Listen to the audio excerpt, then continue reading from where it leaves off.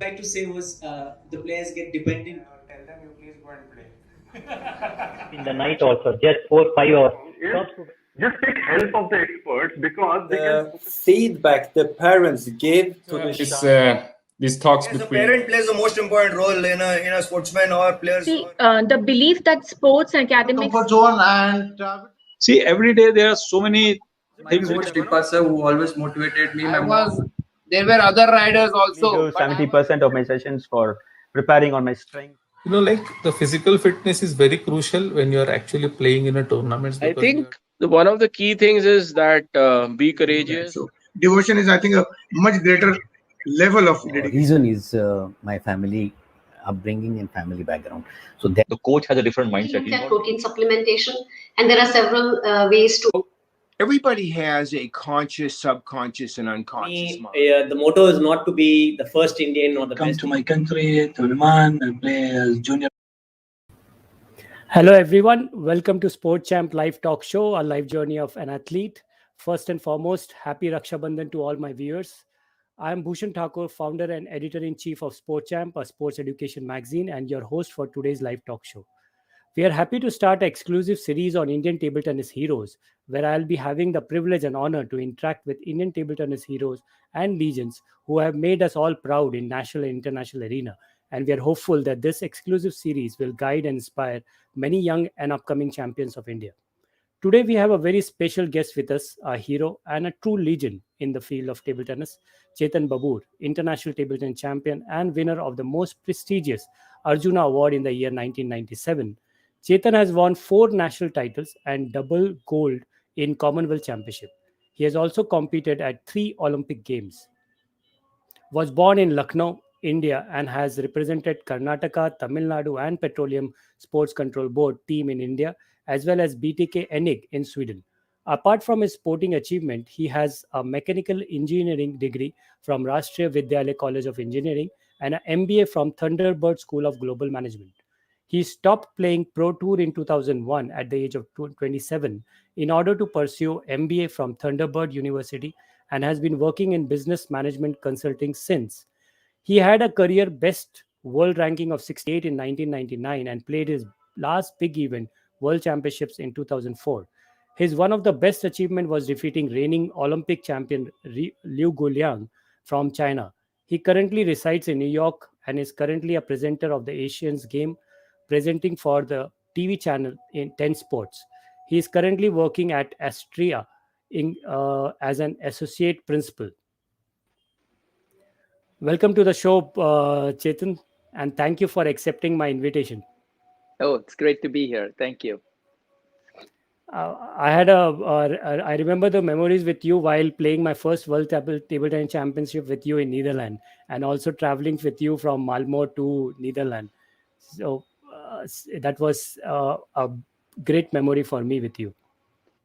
Yeah, I think we all got together. It was summer. I think the training camps were hard to find because a lot of people were on summer break, those who weren't playing the World Championships. And so we found a training camp in Malmo and it was close enough. Yeah, I remember those days as well. Yes. Chetan, what do you think about the Sport Champ platform and this exclusive series which we have started on Indian table tennis heroes?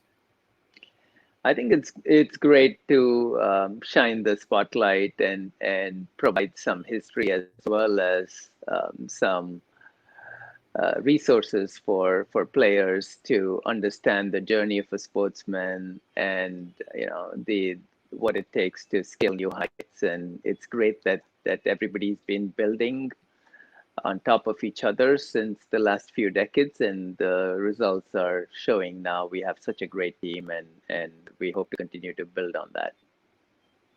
Correct. Chetan, what I have heard that you started table tennis accidentally.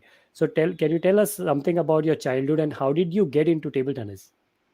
Sure. Yeah. So when I lived in Chennai or Madras at that time, we had a small group of friends, neighbors who would play cricket on the street like just about every Indian kid. And a couple of days a week, they would not show up because they said, "Oh, we're going for table tennis coaching. We can't play with you." So one day I decided to follow them and see what this table tennis coaching was about.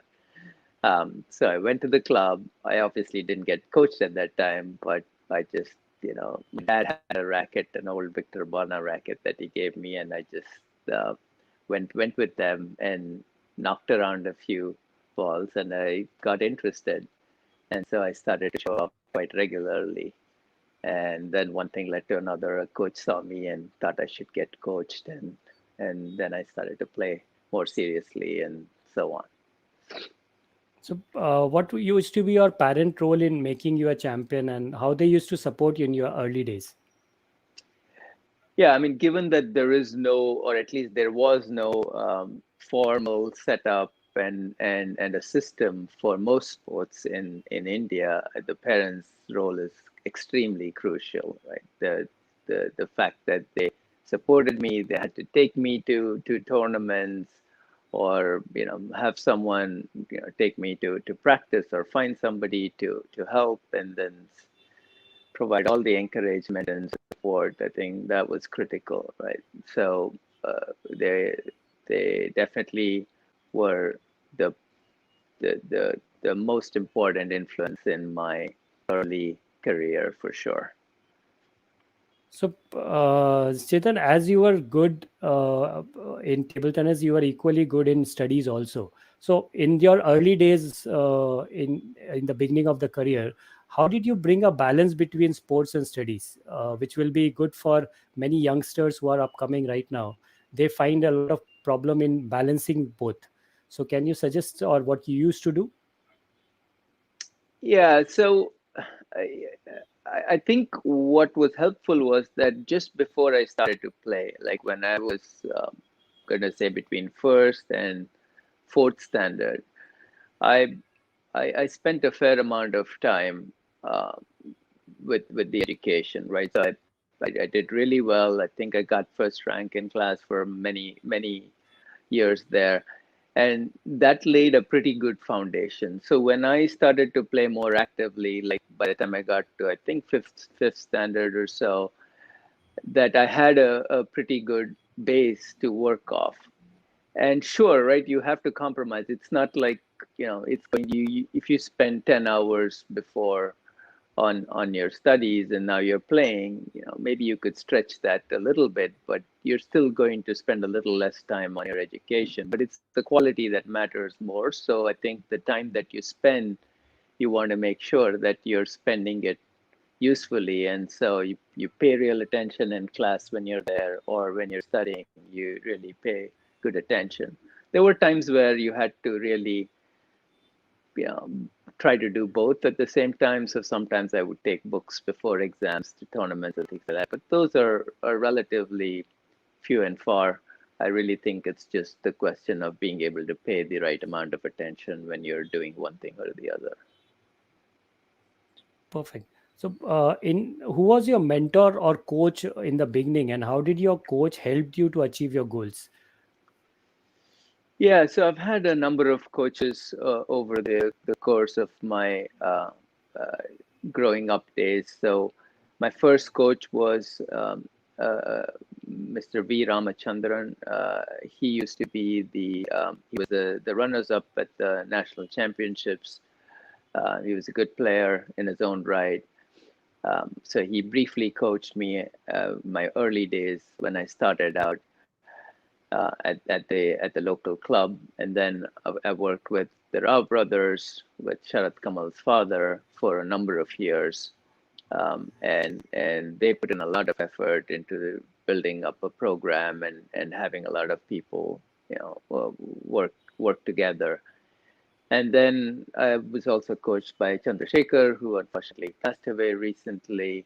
And then obviously once I got into the national team, it was more of the national coaches who the national team hired, as well as my coach back in Sweden. So I think that all of them were instrumental in various aspects of my career, and I spent a lot of time with each of them during the time I was working with them, and they all helped to get me where I was, or where I ended up. Fantastic.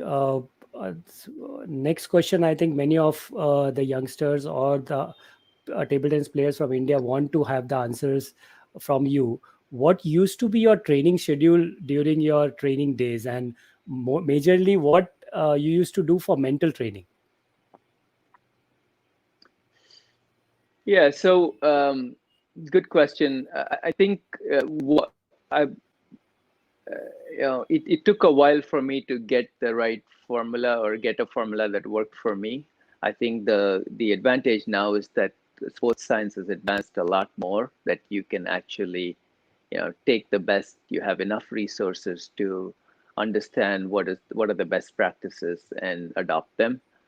So in my case, I think from a physical training perspective, I was working with Mr. Bidu, who also trained the Prakash Padukone Badminton Academy, as well as had trained other, athletes in track and field, like Reith Abraham and others, right? So that helped tremendously. That really gave me a boost in my physical fitness and sort of got me to the next level physically. And I used to do that, 5-6 days a week when I was in Bangalore and I was traveling. It was, I would take some of those modules with me and do it by myself. And that was typically an hour and 45 minutes in the morning, where depending on the day, we would do a mix of cardio, speed, and strength training. The on-table practice, especially if you didn't have school, would be twice a day, about 2 hours to 2.5 each. And then the days you had school, you just had one longer session in the afternoon. But typically, as I finished up high school, I was training twice a day for the most part. And mentally, I was fortunate enough to be to come in touch with a mental coach. This was probably when I was in juniors, and he just taught some techniques with regards to visualization and positive, imagery, and being able to approach every situation with your best sort of mental state, right? So we just had 1 or 2 sessions, and coincidentally, I was doing some of these just naturally without anybody having taught me, but there were a few things that definitely I was able to pick up, and those were things that I continued. The other thing that's also helped me greatly is like the yoga practice, just doing meditation, doing some of the eye exercises and the mental exercises, that the breathing to get back into the present. So those are things that also helped tremendously. And I was, I had a yoga teacher by the name Sridhar Deshmukh in Bangalore, and that helped also a lot over the course of my career. How much you think mental training helps player? This training has to be done during their training days, which can help them in their matches. What do you suggest? I definitely think that the mental training is something that is not given as much importance as it should be, at least during my time. Hopefully it's changed now a little bit. Once you start competing, I think it's extremely important to spend a good amount of time with your mental training. I mean, to be honest, I guess if you were to count the yoga time as mental training, I've started to do a little bit every day, but nowhere near being on par with your physical training or your stroke and technique training, because we spend so much time on that and not enough time on mental piece. So I definitely think there's a big opportunity there to level the 3 facets of the game by spending and devoting a little more time to mental training. And I think it's going to be helpful to everybody. Correct. What was the initial struggles on your journey of becoming a champion? And one thing which definitely would like to know is, what was one special thing in you which always kept you ahead from others? So I'll start with the struggle. I think that during the early part of my career, I had some relatively quick wins, right? So, but at each stage you're encountered with some challenge, right? So as an example, when I was in sub juniors, I won the local tournaments quite quickly, and then I remember I was seeded really high in the first national tournament and lost in the first round. So that was definitely a setback. And then over the course of each year, I definitely had somebody or the other who would challenge me, and I would lose a few times before I figured out how to beat that person. So it was really good because while I was in Chennai, there was a lot of competition. There were always good players around, and while I had some initial success, it also gave me the bar at the next level to aspire to, because there were always somebody who would beat me. So I think that helped a lot. The right level of competition and the fact that you're going to, even if you're great, even if you're number one in your age category, at the next age category, you're going to be struggling to win. And that, as I started to conquer the senior level, was probably like 15, 16 years old, I started to win tournaments at the men's level, at the state. I think that helped tremendously again to set the stage for the future. There were always players that beat me at the national level, and then when I got to the international level, you then see that there's another huge gap that you have to overcome. So fortunately, I think I was exposed a little bit early on to the international level to see at least what that gap looks like. And then you start trying to figure out how you're going to overcome it. So my next question connected to that was, what was one special thing in you which always kept you ahead from others? I don't know about the relative part, the relative piece of it, but I think just for myself, I think I was mentally strong. I was able to bring out the best in me when it mattered, like in important tournaments or important situations. I was able to back myself up to perform well, and I think that was perhaps something that helped me to keep the edge. I also did not give up that easily. So when I did lose to some players, I definitely was thinking a lot about it and trying to figure out how to overcome that. Chetan, you have mentioned exposure in your answer, the previous one. So my question to you is, how important is exposure for many players, and when a person should get exposed to national or international level, which will help him or her in their performances? I mean, I think as early as possible. I think the good thing we have now is that we have players who are in the top, 30, 35 in the world now. So being exposed at the national level gives you a pretty high level of exposure to the international. There's still a gap for sure, but it's not, the gap is narrowing. I think it's just a little bit personal. I would say, as a rule of thumb, if you wanted, that as you start reaching the top, close to the top level in your local or national level, you want to keep moving up and getting exposed to the next level. I don't think there's any perfect timing. Sooner, obviously, the better, because you definitely learn from that exposure and from seeing different techniques and different types of players, particularly at the highest level. The advantage now, though, is that you have a lot of content, video, and things like that floating around. So it's very easy to at least be exposed from a viewer's perspective. To go and play with some of those players is a different story. Correct. So tell us something about that, the best match of yours, which was defeating the Olympic champion Liu Guliang. How was that experience, and how did you plan for that? What happened in between?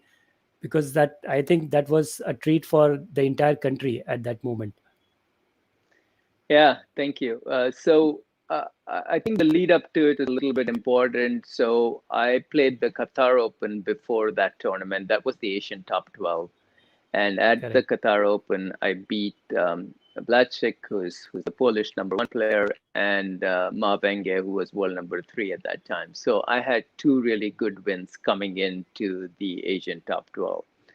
And just going back even before the Qatar Open, I got an opportunity to practice for 3 or 4 days with Peter Carlson in Sweden. I traveled to his hometown. He invited me for a practice session. And just having been exposed to that sort of level of speed and consistency that he brought, I think just helped me to sharpen my game. So I was playing the one of my best form. I was in my best form of probably my life, and then I came into the Asian Top 12, and I had very little to lose. I had seen Kong Ling Hui beat Liu Guoliang many times in the past, so every time there was a finals, I would watch it and I would see what he would do to beat Liu Guoliang. Just how he would handle the serves, which was so difficult, and then how he would handle the rest of the game. And so I just had that mental image, and I just said, that's all I'm going to do. I'm going to execute just the same, as make a lot of long serves, try to return out wide to the forehand, and just then really, play as bravely and as powerful as I possibly can. And it was a case of everything falling into place. It was still, I think, 19 in the deciders. There was a close match, no doubt, because he's so good. But I just did not miss a single shot that day. All my long serves were just perfectly long, and all my counter top spins were just were on the table. It was obviously a pleasure to play that way. Super. That was a treat for everyone, including me. In that moment, Chetan, how you used to plan your goals in table tennis, like winning 4 national titles? Did you plan for the same, or it was one title at a time?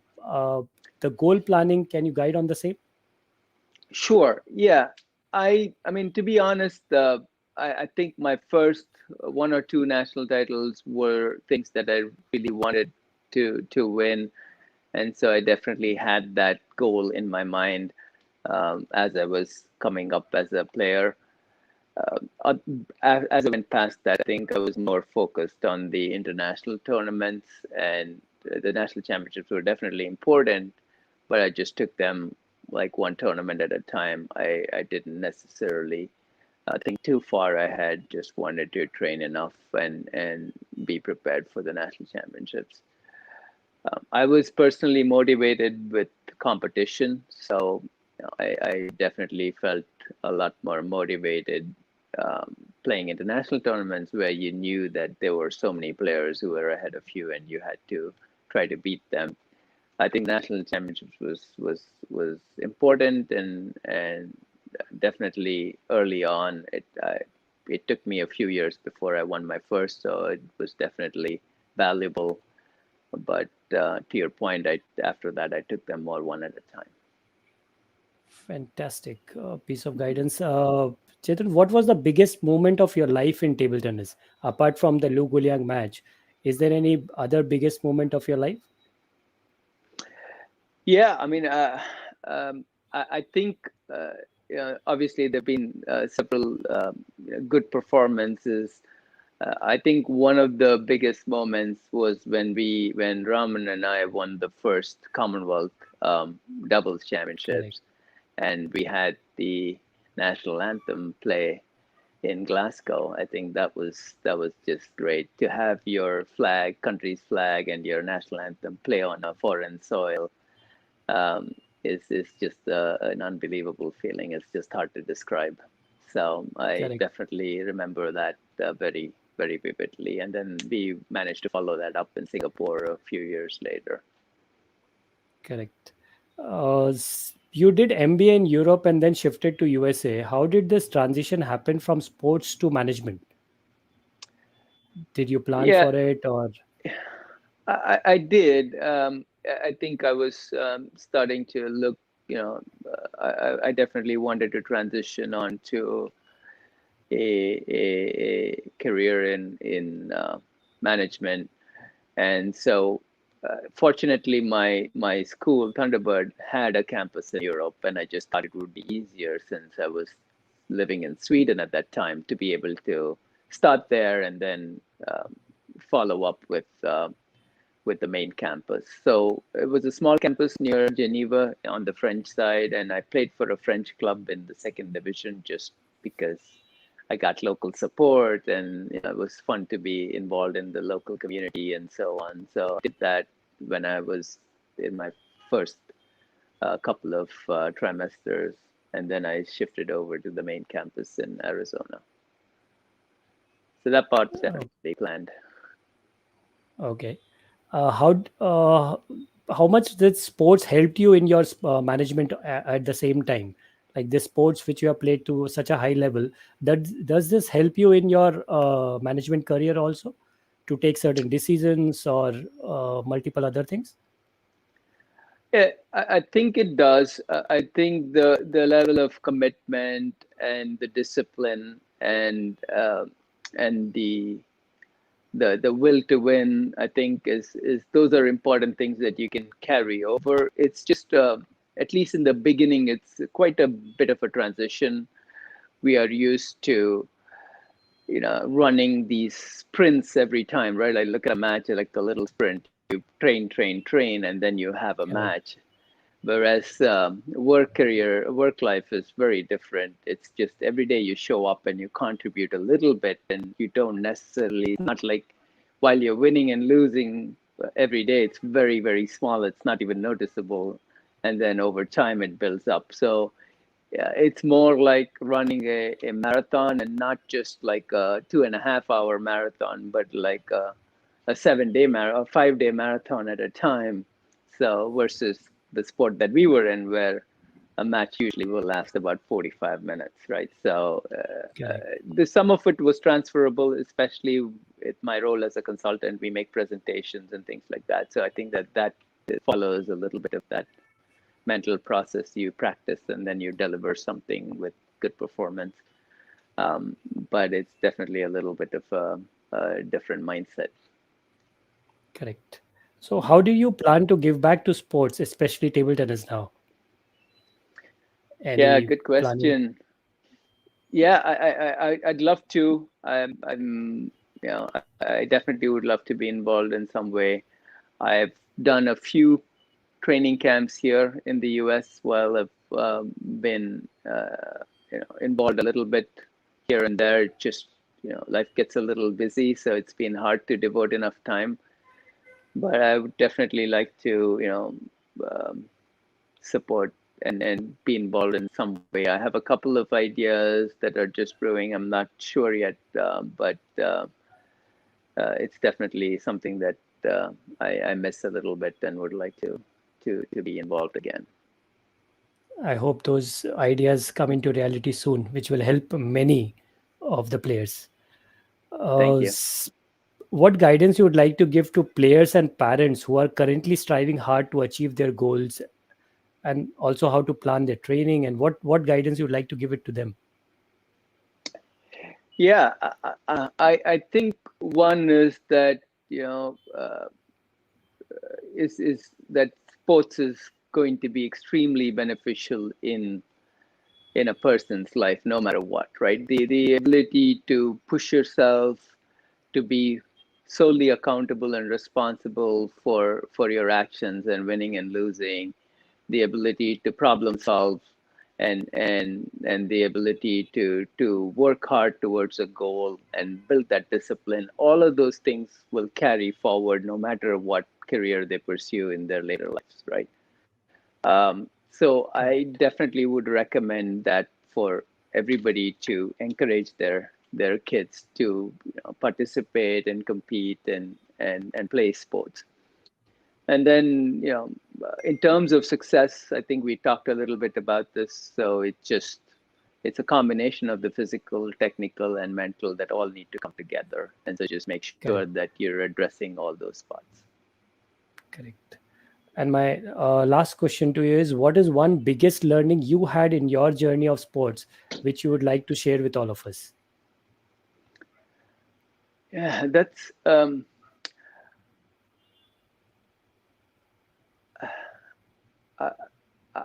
I think just like, be prepared to learn from anything and everything. Learn from your victories as well as your defeats.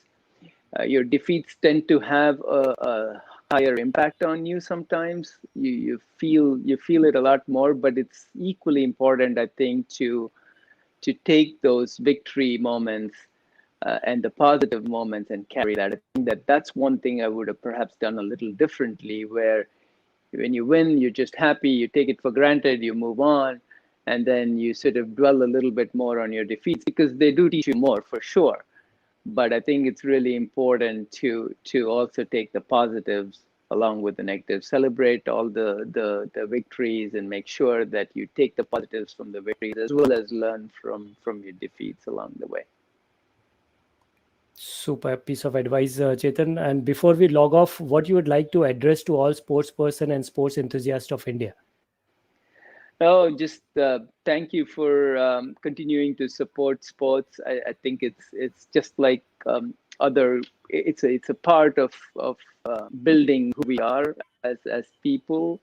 I think it's a great endeavor, and I just want to thank you, and I hope you continue to appreciate and support sports in any way you can, participating as well. Thank you, Chetan, for taking out time and agreed to share your life journey, which will definitely inspire and motivate many. And thank you for accepting my invitation. Hey, thank you for having me on the show. Very happy to be a part of it. Thank you. Thank you so much, Chetan.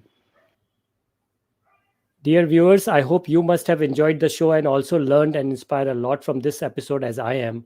We'll keep on bringing such inspiring episode which will guide many sportsperson in their journey of sports. Do not forget to like and subscribe our Sports Champ YouTube channel for seeing such amazing videos in future. Thank you so much and have a good evening.